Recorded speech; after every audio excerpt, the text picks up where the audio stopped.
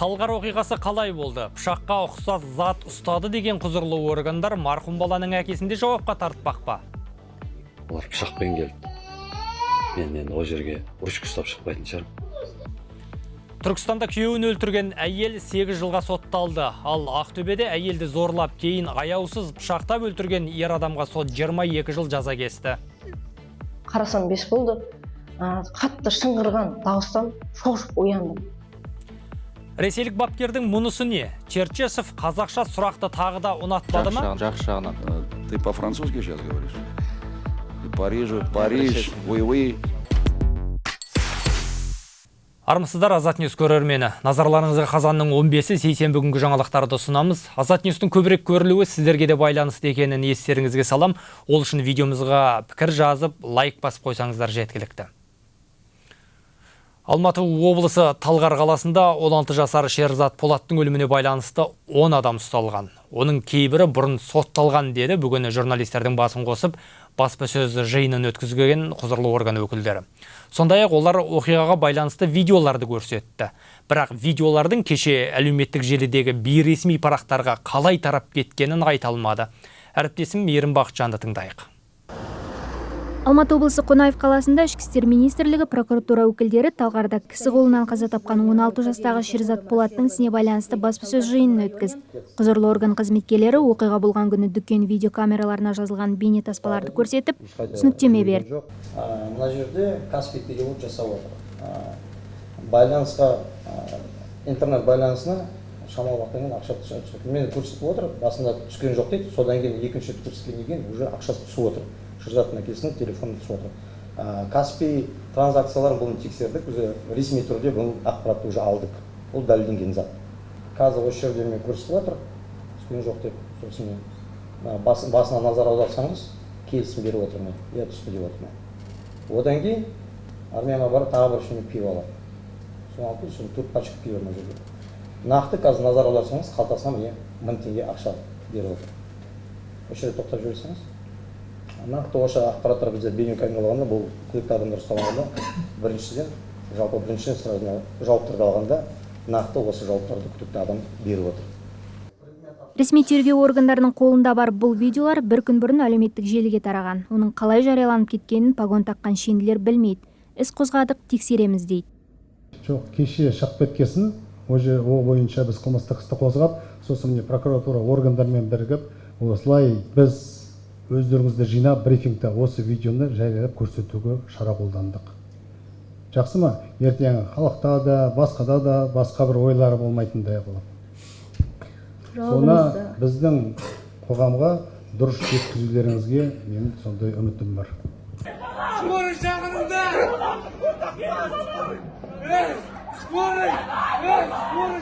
Құзырлы орган өкілдері оқиға болған 4 қазан күні желіге тараған мына видео жөнінде ештеңе айтпады. Оны көрсетпеді де, түсініктеме бермеді. Мәнісін сұрағанымызда министрдің орынбасары көреміз деп қысқа қайырды. Ол болды ғой, енді ол уже қылмыстық неде ғой. Оны көреміз енді, артынан айтамыз. Тергеу департаменті өкілінің айтуынша, қазірге дейін 10 күдікті ұсталған. Оларға адам өлтіру және бұзақылық баптары бойынша қылмыстық іс қозғалған. Күдіктілердің екеуі ипподромда, екеуі сұлулық салонында, біреуі Шымбұлақ тау курортында қарапайым жұмысшы болып жұмыс істейді деді тергеуші. Вице-министрдің айтуынша, оқиға болған күні көлікте отырған 3 адамға қылмыс туралы хабарламау бабы бойынша іс қозғалған. Марқұм Шерзат Полат тұрған үйдің өртенуіне байланысты сөйлеген облыс прокуроры өзгенің мүлкін қасақана жою бабы бойынша іс қозғалғанын айтты. Оқиға орнынан канистр мен резеңке қолғаптар табылған. Өрт болған жерде маңызды дәлелдер жиналып, 600-дан астам адам сұралды. Оқиғаның қалай болған нақты анықтау үшін бірнеше сараптама тағайындалды. Мамандар өрттің үйдің сыртынан басталғанын, оқыс жағдай болмағанын және сыртқы от көзінің қолданылғанын алғашқы қорытынды ретінде шығарды. Прокурор бұл істі ашық сотта қарауға өтініш беретінін айтты. Алматы облысы Талғар ауданының тұрғыны 16 жасар Шерзат Полат 4 қазан күні кісі қолынан қаза тапқан. Оны бір топ адам соққыға жығып, пышақтап кеткен. Арада бір апта өткенде ол тұрған Азат ауылындағы үй өртенген. Бұл оқиға қоғамда қызу талқыланып жатыр. Мейірім Бақытжан, Санат Нұрбеков, Азаттық. Құзырлы орган бүгін көрсеткен видеолар жаңа әріптесімде айтып өтті. Әлеуметтік желідегі бейресми парақтарда кеше кешке тараған және марқұм Шерзат Полаттың әкесі Қаржаубай Нұрымовты пышақ ұстап жүр деп сипаттаған. Бүгін тергеуші оны пышаққа ұқсас зат деп атады. Нұрымовтың адвокаттары видеоны кім таратқанын анықтап, жауапқа тартуды сұрап полицияға арыз жазғаны белгілі болды. Ал Нұрымовтың өзі видеода пышаққа ұқсас нәрсе ұстап жүрген сәт туралы былай деп пікір білдірген. Менің қылмысым бар екен. Олар пышақпен келді. Мен енді ол жерге ручка ұстап шықпайтын шығармын. Болмаса қағаз алып. Мен жалбарынып, жалынып сұрадым олардан. Қолдарынан алдым. Қолдарын еркекше беріп кетті сол жерде. Болды деп. Енді артынан келіп істеп отқан тірлігі. Менің отбасымның, біз сол жерде, мен Шерзат Нұрғанат болды. Біз қан төксек, айтсаңыздар болады, қаралсаңыздар. Қан төкті бұлар, қан ішерді. Мен қан төккенім жоқ, қан төкпеймін де. Талғардағы бұл оқиғаның төңірегінде әлдебір Хуторский дейтін қылмыстық топ туралы айтылды және оның жетекшісі ретінде Хасан Қасымбаев деген адамның аты жөні көп аталды. Бүгін Қазтаг агенттігінің журналисті Қонаев қаласындағы баспасөз конференциясында осы топ жөнінде сұрады. Ішкі істер министрінің орынбасары Бауыржан Әленов ондай қылмыстық топ жоқ дейді. Причастность ОПГ, как я ранее сказал, нет. Вообще ОПГ Хуторских нет у нас на учете. Что касается ранее сказанного убийства, за совершение данного преступления в настоящий момент отбывает срок человек, который совершил это преступление.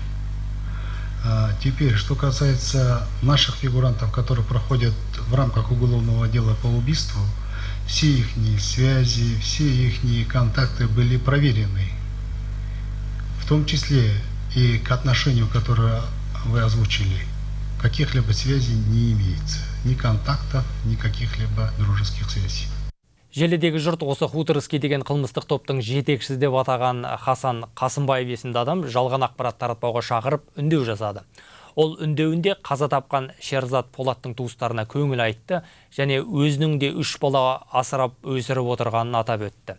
Сондай-ақ әлеуметтік желіде өзіне қатысты айтылып жатқан айыптау сипатындағы түрлі пікірлерге сенбеңіздер деді. Әрі абырой беделін заң жолымен қорғауға даяр екенін мәлімдеді. Банда деп жатыр, ОПГ деп жатыр. Ондай неге мен қатысым жоқ. Заң алдында сотталмағанмын, заңмен ешқандай проблема болмаған. Әрине, жаңағы інісі сотталған, анау деп айтып жатыр. Інім 2017 жылдан бері өзінің жазасын өтеп жатыр. Заң бәрімізге ортақ. Сондықтан жалған ақпарат таратпауларыңызды сұраймын. Адвокат жалдадым. Адвокатпен қоса осы жалған ақпарат таратқан тұлғалардың бәрін заң түрінде жауап беруін сұраймын.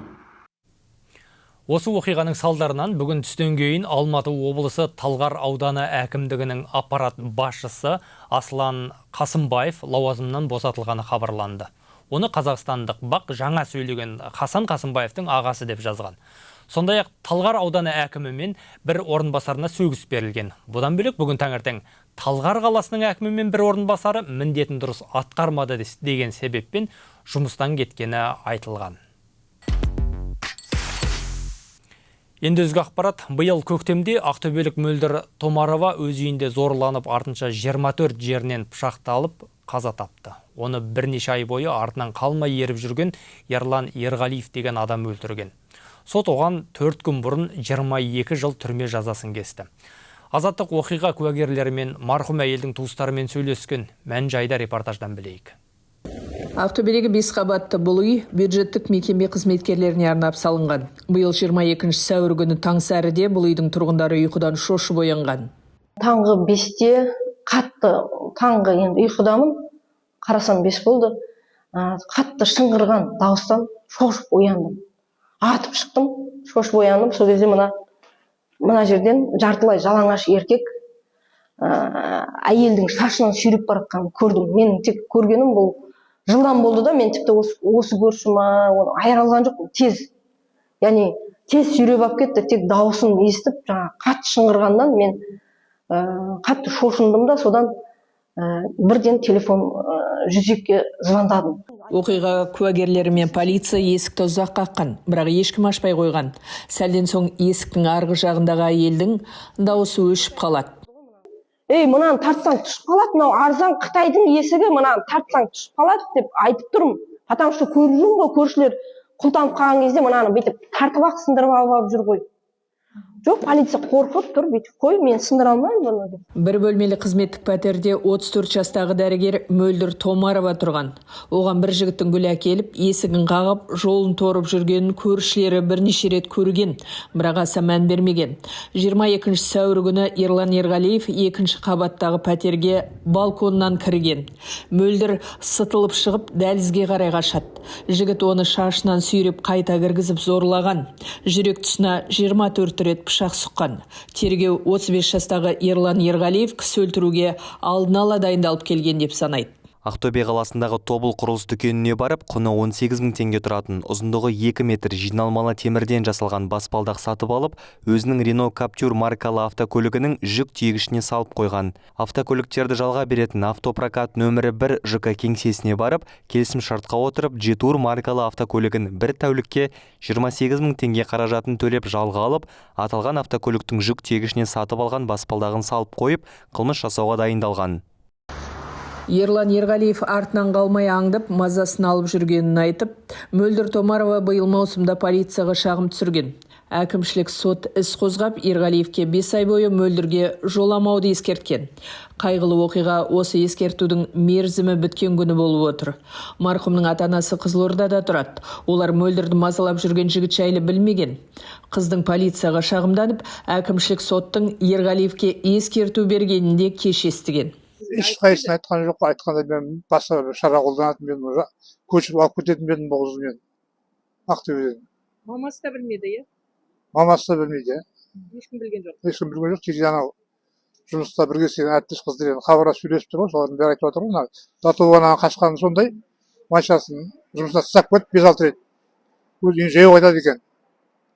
Енді бір маньяк сияқты артынан аңдып жүрген да, қай жаққа барса сол артынан қалмай. Көршілерді қаншама айтып отыр ғой, есік алдында бір жылап жатқандарын көрген, Мөлдірдің оның біреуін де мен естіген жоқ мысалы. Ақтөбе соты 11 қазан күні Ерлан Ерғалиевке 22 жылдық түрме жазасын кесті.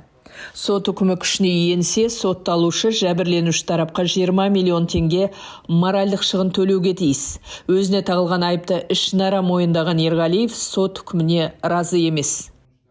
Шығарылған сот үкімін заңсыз деп ойлаймыз. Келіспейміз мүлдем, өйткені көптеген маңызды мән-жайлар деген соттың назарынан тыс қалды.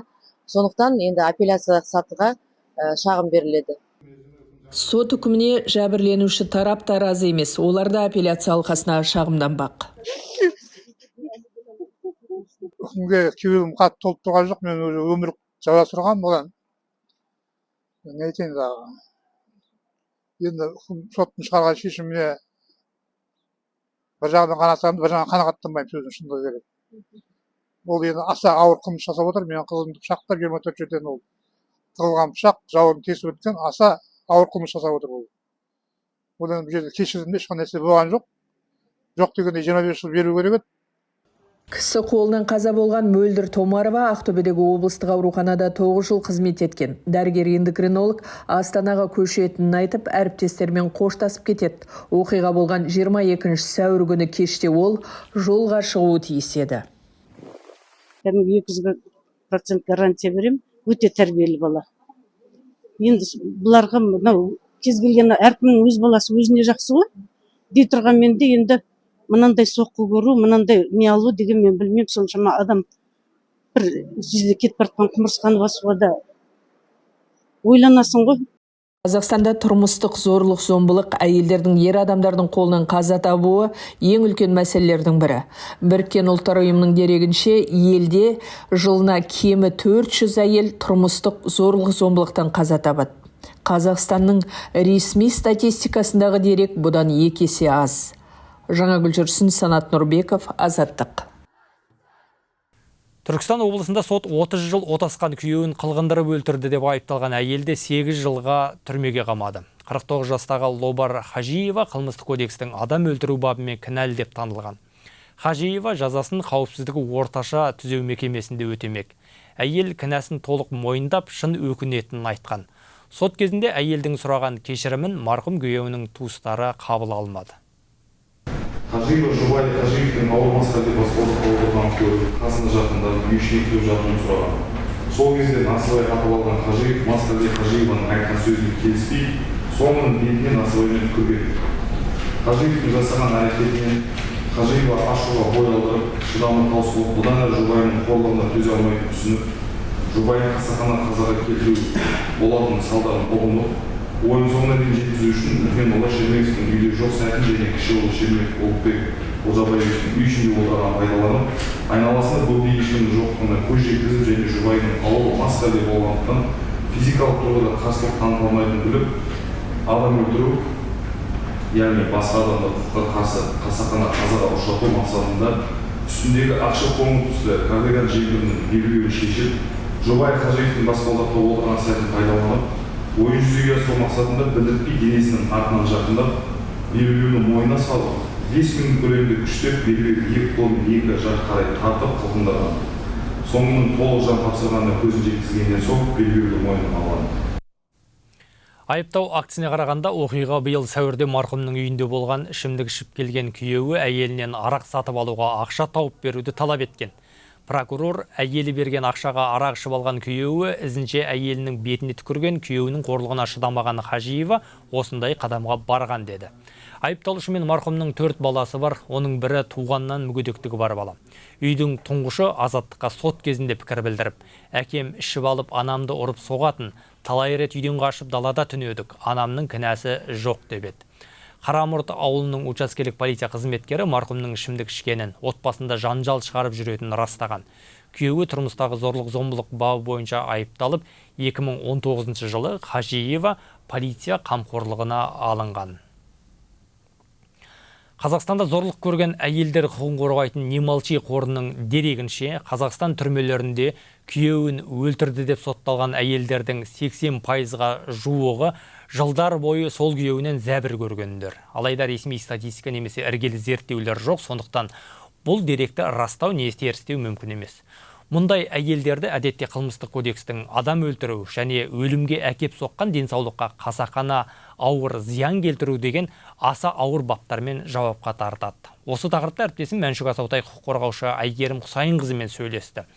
Ұзақ жыл күйеуінен зәбір көріп, таяқ жеп келген әйел осындай қылмысқа барса, оның ісі қалай қаралу керек? Сұхбатқа назар аударайық. Әлемде ол криминалистиканың ішінде феминистік криминалистика деген бөлек сала бар. Ол сала әлбетте Қазақстанға келе қоймады. Бірақ та ол жердегі феминистердің айтатыны критикасы, сыны неде? Бізде қылмыстық кодексте қажетті қорғану деген деңгей бар. Қажетті қорғануды кім анықтады? Мысалы құқықтық жүйеге келетін болсақ, ақш-тағы және Қазақстандағы self-defense, әйелдің өзін өзі қорғану кезінде өмірлік серігін, жұбайын, отбасылық жағдайын өлтіріп алу деңгейі мүлдем екі түрлі сипатта. Сол үшін біз осыдан сұрақ қоюды бастауымыз керек. Қазақстан Республикасының қылмыстық кодексінің 102 бабындағы қажетті деңгейдегі адам өлтіріп алуы, қажетті деңгейді кім сипаттады? Мысалы, Ресейде соңғы жүргізген зерттеулер бойынша, Ресейде бас бостандығынан айырған түрмеде отырған әйелдердің 76%-ы self-defense, өзін қорғау мақсатында, яғни интимдік серігін деп аталады, ол гендерлік салада интимдік серігінен қандай да бір жер көрген мақсатында өзін қорғану үшін абайсызда өлтіріп алған, бірақ ол адам өлтіру бабымен отыр.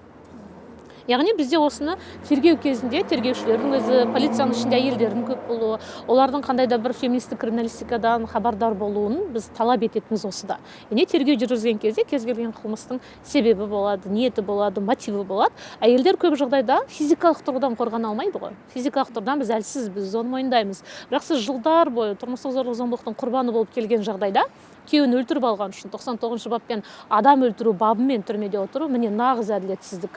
Нағыз гендерлік теңдік осыдан басталу керек. Осы жерде өзіңізден сұрайын деп едім, жалпы мынау сот тергеу барысында осы әйелдің ұзақ жыл бойы қысымға ұшыраған, зәбір көрген ескере ме? әдетте бізде қалай өтеді сол бізде ол процесстері? тек тергеуге байланысты Қазақстан Республикасының қылмыстық кодексінде, және ол дәлелдеу. Мысалы сіз Карина Мамаштың кейсі болды, иә, мысалы Абу Дабидегі дипломат, ол 10 жыл бойы зорлық зомбылық көрдім деді. Бірақ та тергеу кезінде ол 10 жылды қалай дәлелдейді? Жалпы заң кімнің жағында? Жәбірлеушінің бе, жәбірленушінің бе? Осы сұраққа келетін болсақ, өкінішке қарай жалпы Қазақстанның құқықтық жүйесі жәбірлеуші жақта, жәбірленуші емес. Яғни әйелді қорғамайды, керісінше әйелді қорғаған кезде біз қоғамның өзі не дейді, неге 10 жыл бойы үндемеді? Неге 1 жылдан кейін айтпады? Яғни бұл виктимизация, жәбірленуші тарапты кінәлау арқылы біздің заңда солай жазылған, біздің қоғамда солай қалыптасқан. Мынандай статистика бар. Еркектердің өлім себебі қандай, әйелдердің өлім себебі қандай? Кез келген елде сол мемлекеттің топ 3 өлім себебі, меніңше сол мемлекеттің даму деңгейін анықтайды. Біз көңіл бөлу керек, өте маңызды жағдай. Мысалы қазір Талғарда болып жатқан Шерзаттың жағдайы, Қостанайда өртеніп кеткен 5 бала. Адамдар табиғи өлім себебімен өліп жатыр ма? Әлде басқа да бір себептермен бе? Және оған кім кінәлі? Мемлекет пе, жүйе ме, саясат па? Біз осыған меніңше философиялық тұрғыдан көбірек ойлануымыз керек сияқты. Яғни қандай да бір статистиканы алып ұшып айғайлап бөлісуде емес, неге Қазақстан адамдары өз ажалымен өлмейді? Неге олардың өлім себебінде бір саяси астар болуы мүмкін? Әйелдерде де солай. Себебі біз гендерлік зорлық зомбылықты айтқан кезде ол күйеуінің қолынан бірнеше жыл жәбір көрсе, ол бір күні шегі жетіп күйеуін өлтіріп алды. Бірақ та ол әлбетте оны жеңілдететін жағдай болып саналу керек. Бірақ та тергеуші еркек болса, сот еркек болса, құқық қорғау органдарының 80% еркектер болса, әлбетте ол қорғаныс факторы деп есептемейді. Сен қатыгездікпен, айлакерлікпен күйеуіңді өлтірген қандықол әйелсің деп қарайды. Өкінішке қарай біздің оқулықтарда да тіпті солай. Ал Австралияда, Ұлыбританияда, ақш-та бұған қатысты өте көп реформалар болған. Әйелдің өзінің қорғаныс кезінде тіпті жазадан босату жағдайларда қарастырылған, жеңілдету емес. Яғни абайсызда адам өлтіріп болса, 10 жыл бойы күйеуі оны зорлап келсе, қинап келсе, күйеуін өлтірген үшін мүмкін әйелді тіптен босатып жіберу жағдайлары бар. Адвокаттар оны тергеу дәлелдей алса. Бірақ та біздің құқықтық жүйе сәл басқаша ғой. Біздікі англосаксондық емес, біздікі римдік жүйе болғандықтан бізде оны дәлелдеу өкінішке қарай өте қиын. Сол үшін меніңше Қазақстанда жүргізілу керек зерттеулердің бірі осы деп ойлаймын. Әйелдер отырған түрмелердегі әйелдер өзінің қорғаныш мақсатында отырған әйелдер неше пайыз? Енді Ресейде 76% болса, меніңше Қазақстанда кемінде 50 бар деп ойлаймын. Осындай оқиғалар болған кезде әйелді қорғайтындар да бар. Дегенмен, неге ұзақ уақыт шыдады, жаңа өзіңіз айтқандай, иә? Неге кетіп қалмады деген деп сынайтындар, жазатындар көп.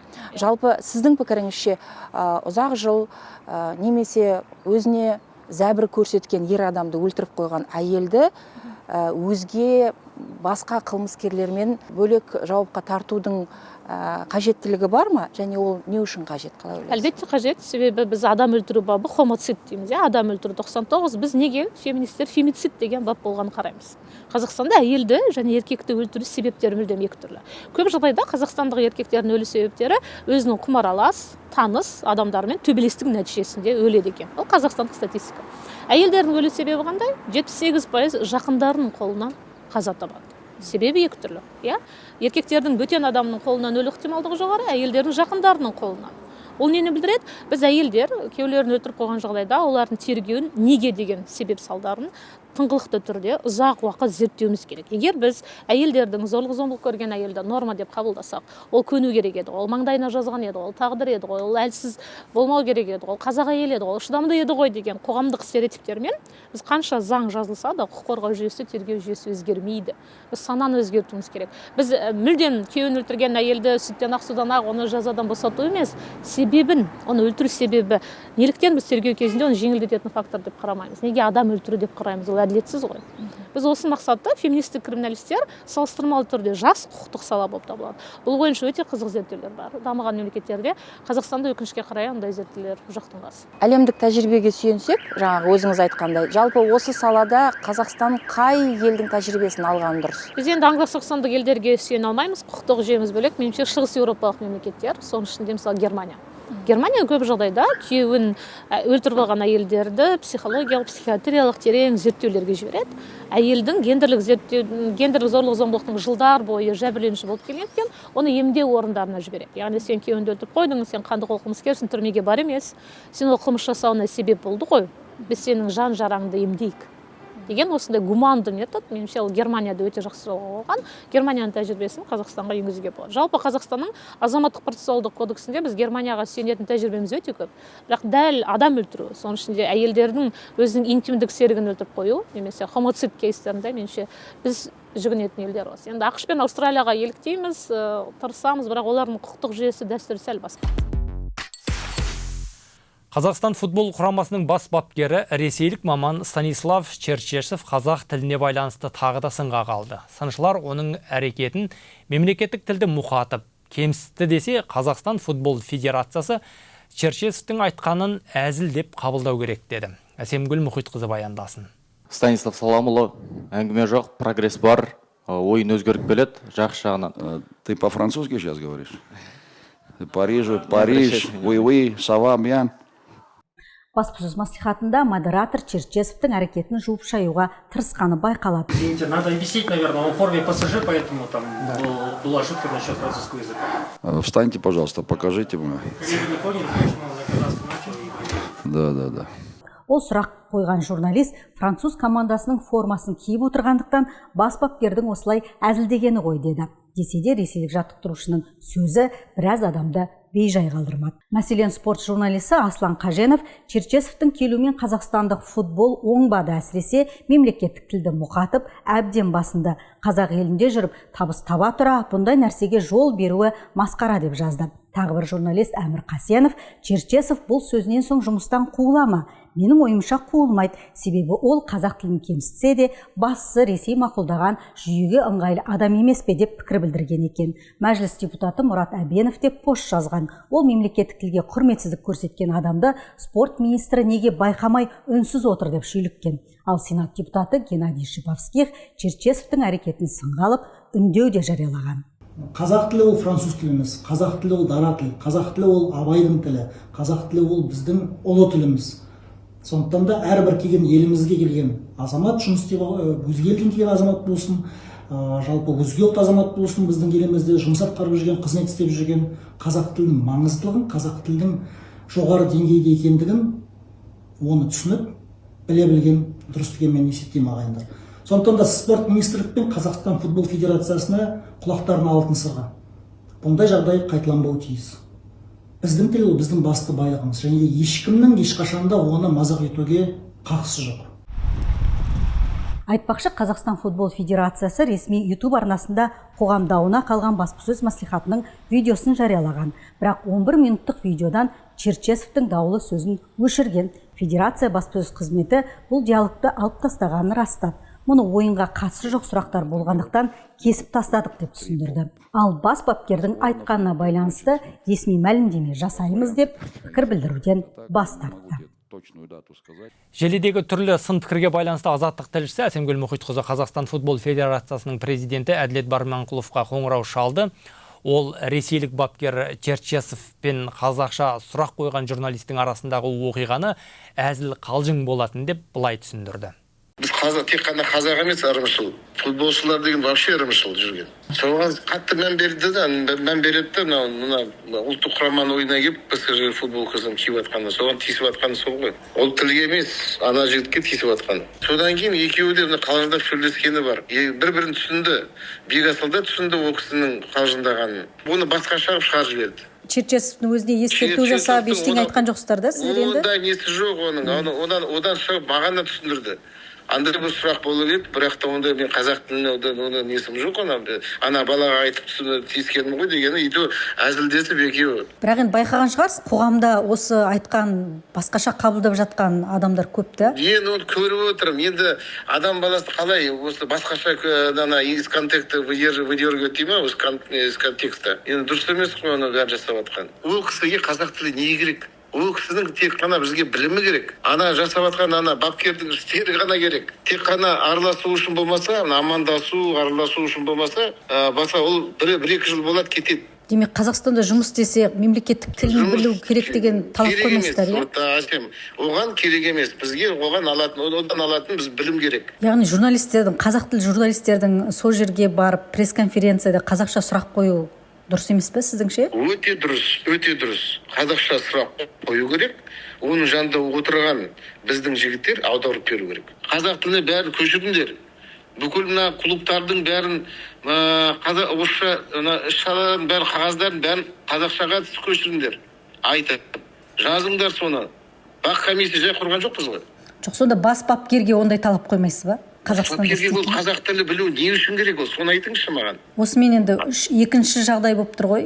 Бұл кісінің айналасында енді қазақша қойған сұраққа осындай біртүрлі жауап бергені. Тырнақтың астынан кіргізе берсек, оны, конечно, ондай болады. Біздікілер енді мына былай айтам да, не журналистің деңгейі де өсу керек қой кішкене. Бас бапкер Черчесовке қазақ тілінде сұрақ қойған журналист, Спорт Плюс телеарнасының комментаторы Бекасыл Сейітхан, ол футбол федерациясы президентінің қалжың еді дегенін растады, бірақ ойын толық жеткізу үшін сұрақты қазақша қойғанын айтты. Мұндай резонанс болатынын білген жоқпын. Тіпті ол сұрақтың өзіне келетін болсақ, мен ол жерде бір прогресс бар деп негізгі Черчесовқа дейін құрметпен бастап едім негізінде. Кеш жарық деп бастағаннан кейін ол кісі енді әзілдеді. Бірақ бұл әзіл меніңше өте орынсыз. Бұл баспасөз мәслихаты, бұл жерде меніңше барлығы ресми түрде өту керек. Себебі енді бұл аса бір әзілдесетін жер емес еді. Тіпті жағдайда ондай бір әзілге орын жоқ еді, көңіл күй жоқ, себебі ұтылдық. Айтып тұрмын ғой, іштегі ондай принцип ештеңе емес. Мен орысша өз ойымды ол жерде жеткізе алмадым, себебі мен ашуланып тұрдым. Ол біріншіден, екіншіден ол жерде тілмарлар отырды, аударып беретін. Қазақстан ұлттық құрамасы ойнап жатыр, ұлттық құрамаға меніңше қазақша сұрақ қою енді бір талисман сияқты болу керек қой. Әңгіме жоқ, бір Қайрат ойнап жатса, енді орысша сұрақ неге қоймадың, ол жерде аудармашы жоқ болса, орысша қояр едім сұрағымды. Мен тек мүмкіндікті пайдаландым. Сол жерде енді ол кісінің қалжыңдағанын бірден түсіндің бе өзің? Қалжыңдағанын түсіндім, мен үндемей қалдым ғой сол жерде. Мен ештеңе деген жоқпын, мен жай жымидым, болды. Сейсенбіні осылай түйіндедік. Өзге ақпарат сайтымызда Азаттықты әлеуметтік желінің бәрінен таба аласыздар. Парақтарымызға жазылып алуға кеңес берем. Ал мына видеомызға көбірек пікір жазып, лайк басуды ұмытпаңыздар. Қайта көріскенше күн жақсы.